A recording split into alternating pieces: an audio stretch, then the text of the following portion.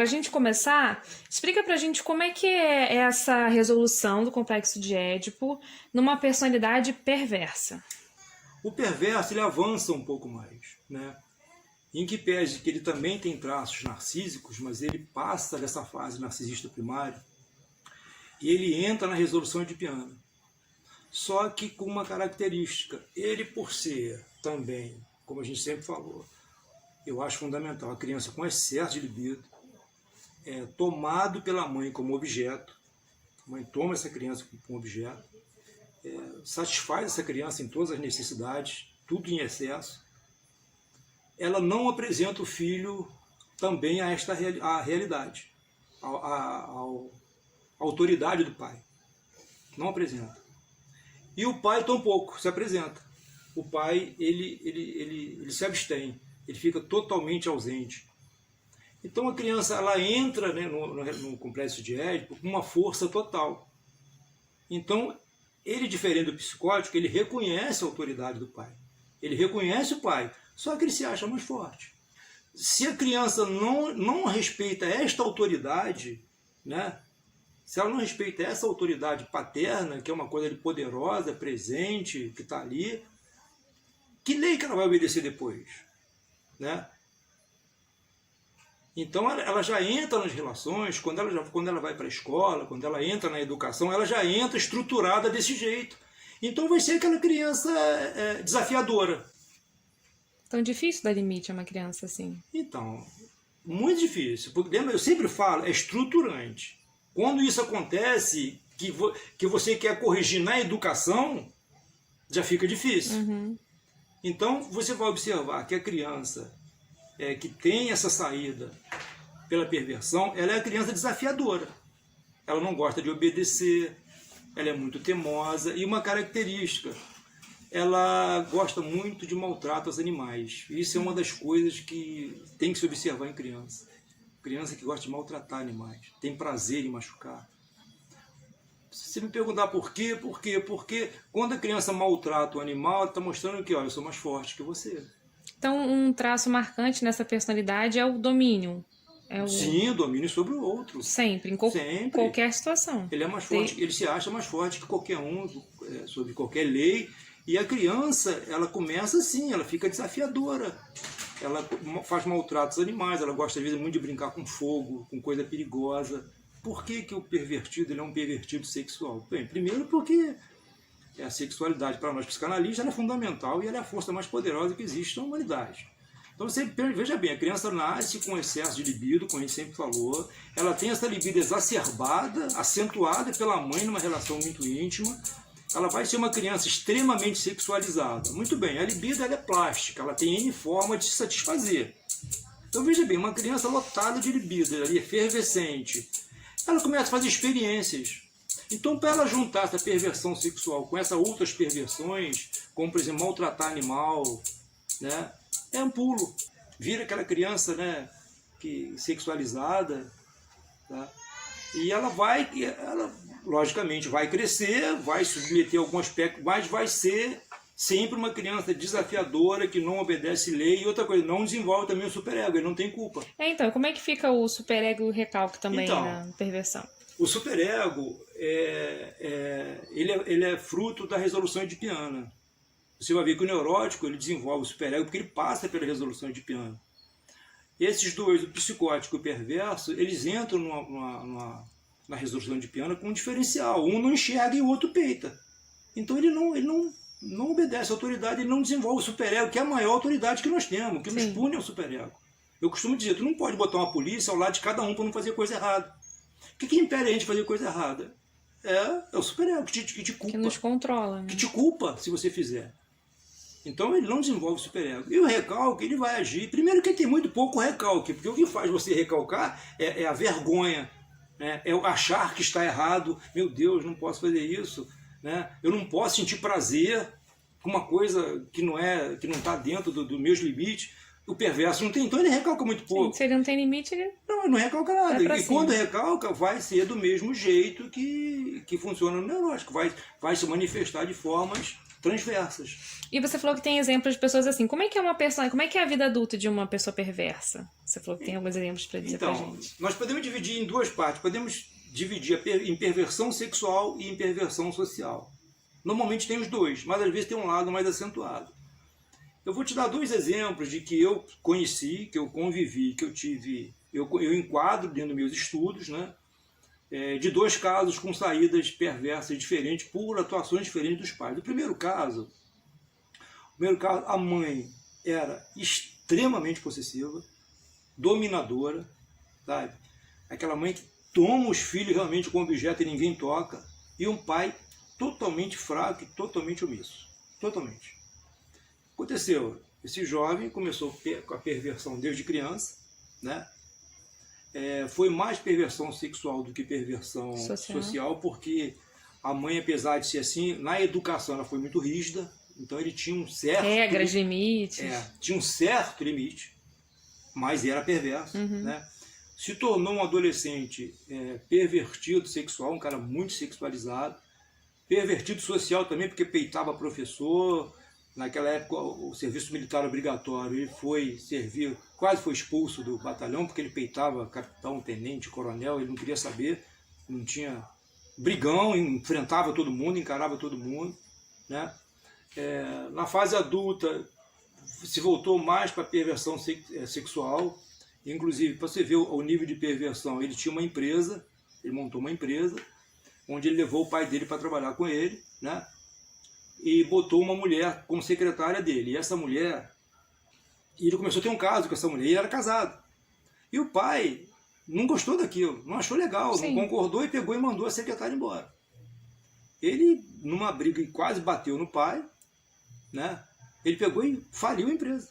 Falou para ele, vou falir essa empresa. E faliu a empresa. Deixou o pai numa merda, ficou todo mundo quebrado. Para tu ver o nível de perversão. Ele faliu a empresa.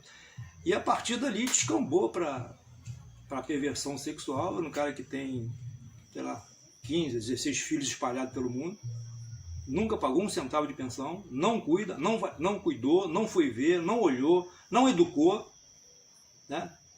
Levou a vida, inclusive o ápice da perversão dele, relatado por ele, foi quando ele conseguiu pegar dessas duas mulheres e botar na mesma cama.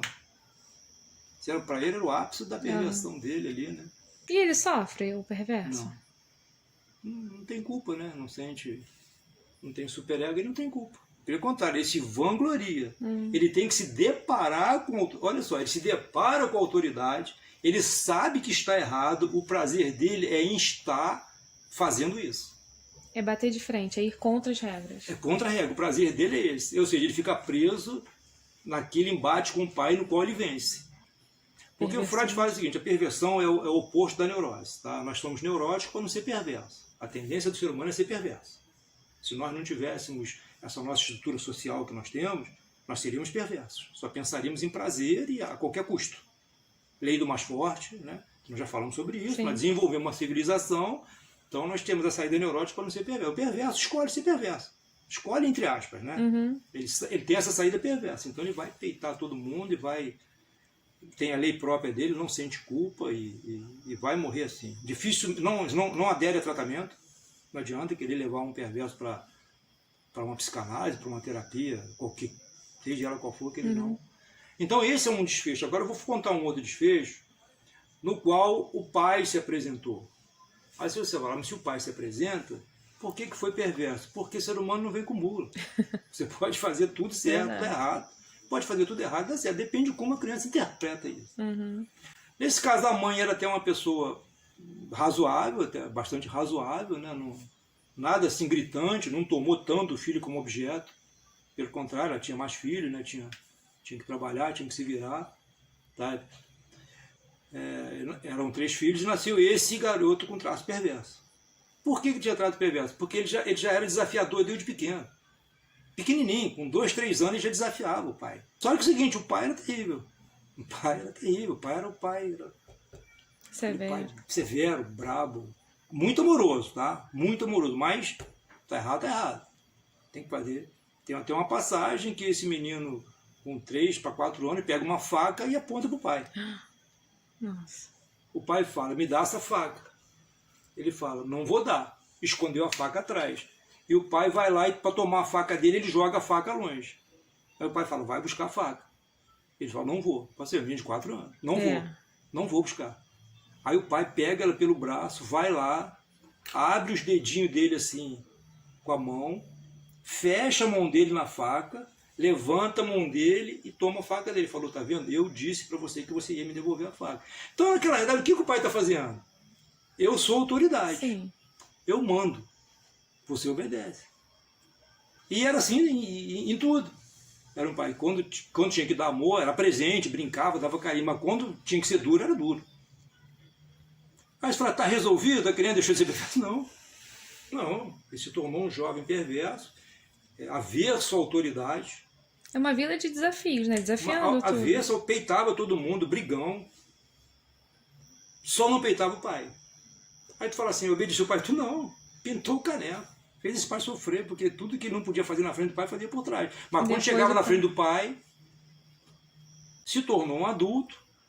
Continua? Sim. Continua um cara meio avesso à autoridade, mas ainda respeita o pai. Sim. Não desafia o pai até hoje. E consegue levar uma vida relativamente normal. Agora, se não tem intervenção deste pai, dessa forma, e inclusive esse pai se culpou muito tempo, mas depois, quando ele começou a entender as coisas, ele viu que o que salvou esse filho de ser um perverso total foi essa atuação dele. Esse pai presente. Esse pai presente. E as características de um adulto perverso, para você identificar se você está convivendo com um perverso, primeiro é perversão sexual, né? O perverso, ele gosta de todo tipo de perversão que você imaginar. Desde pedofilia, zoofilia, as aberrações sexuais, entendeu? Perverso contra a lei, não obedece lei de trânsito, não obedece lei de polícia, peita todo mundo, entendeu? Desafiador, é brigão, entendeu? E aí, se você falar, e a educação? Eu falo, a educação não resolve, mas ela atenua. Ajuda, né? Ajuda, e esse foi um caso típico. Que a gente conheceu hoje próximo. E do próximo a gente vai falar sobre... No próximo eu vou falar da maioria de nós, né? Quando eu falo nós, não estou te incluindo. Estou falando nós do lado de cá. A maioria de nós que é o neurótico. Para finalizar, assim, eu só gostaria de falar um caso muito rápido aqui, que aconteceu comigo essa semana. Eu me envolvi num acidente de trânsito. Eu chegou no engarrafamento, onde tinha um caminhão, acho que enguiçado. Eu estava com pressa e eu fiz um retorno onde eu não podia, não deveria, onde eu não deveria fazer. Então o que tem aí? Tem uma perversão, certo? Eu sabia que estava errado fazer aquilo, mas eu fiz. Desrespeitou a regra. Desrespeitei a regra. Então o que aconteceu? Vinha uma moto que eu não sei de onde, teve um impacto muito violento. Felizmente o rapaz não sofreu nada, somente um cortezinho no braço. Então, vamos ver as 3 saídas aí, para você ver como ninguém é 100% uma coisa. A primeira coisa que foi, botei a mão na cabeça, meu Deus, o que eu fiz? A culpa. A culpa. Olha o que eu fiz. Fui lá, olhei o menino. Depois eu descobri que o menino era menor de idade, não tinha carteira, estava com a moto em nome dos pais. Aí já aliviou um pouco a minha culpa. Não, peraí. Não tem tanta culpa assim. Não tem. Olha só, para a gente evitar sofrimento. Sim. Não tenho tanta culpa assim. Né? Então aí já tem um traço meio de você criar uma realidade paralela. Então, seria o traço de perverso, quando eu fiz a manobra, que nós sempre, o brasileiro faz um pouco disso, né? A bandalha. A psicótico, quando eu busco uma alternativa para o sofrimento, mas qual é a diferença do neurótico? Quando a realidade bate, ele sucumbe à realidade. Sim. Mas depois disso tudo, quando eu vi o menino no chão, eu falei, não, cara, esquece. O menino não tem culpa de nada, o pai dele não tem culpa de nada. O culpado foi você que fez. E outra coisa, agora, menino, isso vai ficar na minha cabeça, esse sentimento de culpa. Vai recalcar isso? Não vou recalcar. Não vai recalcar? Eu até recalcaria se eu não fosse um cara que eu me considero tratado. Então, o que eu vou fazer? Eu vou arcar com as consequências que eu tenho que arcar, tanto jurídicas quanto financeiras. Né? Agradeço a todo momento pelo menino não ter nada, e realmente não teve sequela nenhuma, só teve um cortezinho no braço, mas vai ficar aquela coisa, por que eu fiz isso? Por que eu não esperei um minuto? Então, é por isso que essa é a diferença do neurótico para os demais. Você sente culpa. Tá bom? Entendi.